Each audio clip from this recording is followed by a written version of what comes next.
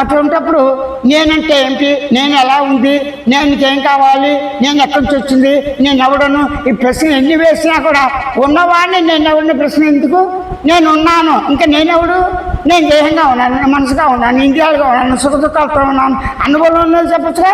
వీటన్నిటి గమనించి గుర్తించి తెలిసిన వాడిగా ఉన్నాను. నేను ఎలా ఉంది గమనించి గుర్తించి తెలిసిన ఉంది. నేను ఎలా ఉంది, హాయిని కోరుతోంది. హాయి అంటే ఎప్పుడు నిశ్చాంతం కావాలని కోరుతోంది, స్వచ్ఛతో ఉండబోతుంది. స్వచ్ఛాంత పరిపూర్ణ మౌన స్వరూపంగా స్వతసిద్ధంగా నీవు నేను అందరం ఉన్నాము అని నీకు నీవే స్వయం భోగ సూచనతో